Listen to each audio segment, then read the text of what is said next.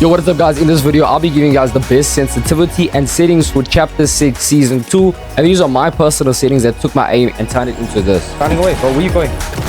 Holy! What? That's all I need, bro. That's all I need, bro.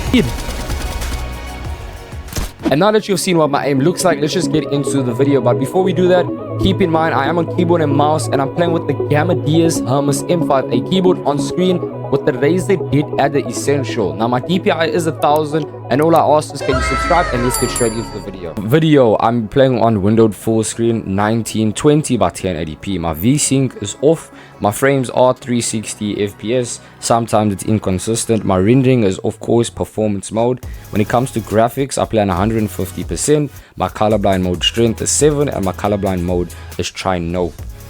When it comes to my graphics 3D resolution, I play on 100 with view distance medium, textures low, meshes are low, so I can have a lot of FPS. And I also have show FPS as on.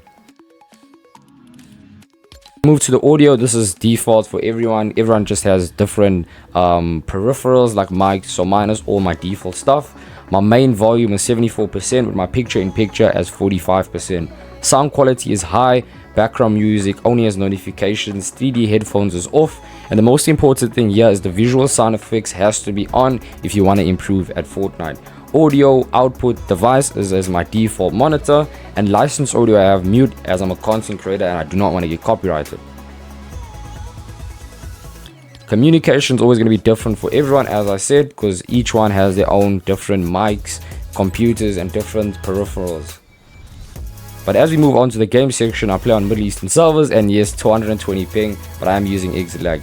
So I got toggle sprints on, open doors on, mantle activation, hold to jump, hurdle activation, press jump, hold to swap pickup on, toggle targeting is off, mark when endangered target is on, auto pickup weapons off because I do not want to automatically pick up a weapon and I die in that situation. Building, I have reset building choice off with turbo building on because this is not season 1, so of course I'm not going to have that off. Editing, I have simple edit off with disable pre-edit option on. Auto confirm edits, I only have this on edit. A lot of guys always ask do I have it on both edit and reset, but I only have it on edit. Now extra game options, I have inverted view off with NVIDIA highlights off because I do not want to have latency. Peripheral lighting is off, tap to search is on, and minimum view of field, which is FOV, I have on 70 degrees. All of these settings don't really matter a lot. When it comes to replays, it actually does. Record replays is on because I'm a content creator and I like seeing when Fortnite tricks me and when players are shooting me through walls, so I can go review it. But if you're not a content creator, you can turn that off because it does bring about a little bit latency and makes your game a little bit delayed.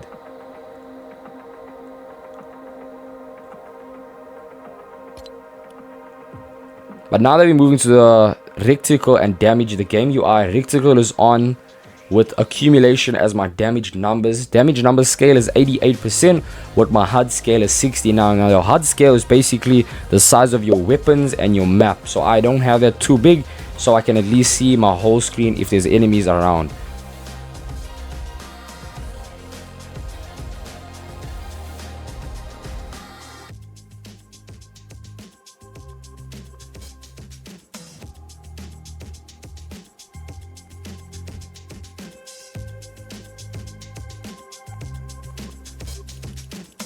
Let's move to the touch and motion. I don't really use controllers, so this doesn't count to me, but this is, I think, is all my default thing with acceleration as medium, but this doesn't really count because I am on keyboard and mouse.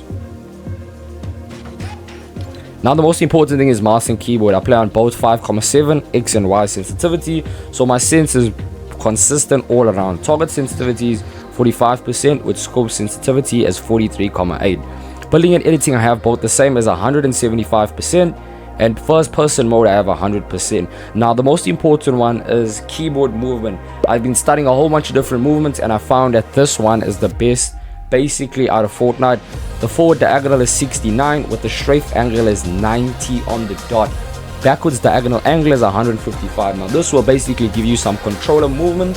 Yo, so I'm just going to show you why my keyboard movement sensitivity is one of the best. Is because controller players can do this and keyboard players can't, because we do not have a joystick. So with my movement sensitivity, you'll be able to tunnel and look in all directions and move consistently without looking in different directions. Now we move to the keyboard controls. This is my most important thing. WASD, like normal, jump is spacebar, sprint is Q, which is very weird, but that's how I play. I'm going to show you guys why I use Q as my sprint button, because it's easy to press and I can sprint and edit at the exact same time. Now I'm the only South African player that can actually do this, and that's the reason why I have Q as my sprint button. Auto run is B and X is my crouch. Now X is one of my most buttons I press a lot, that's why it mostly of the time breaks. Combat is normal, fire with left click, target with right click, reload is R as normal, and use I always have scroll to pick up.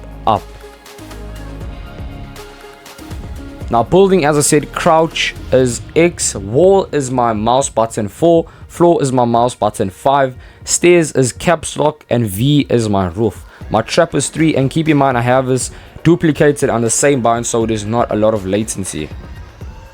Building edit is C, and my reset is binded to it as scroll wheel.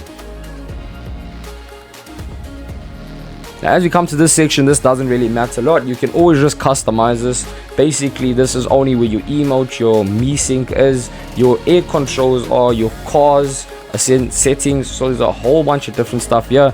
This, I don't even use cars and stuff, so this doesn't really count to me, but you can customize this however you like.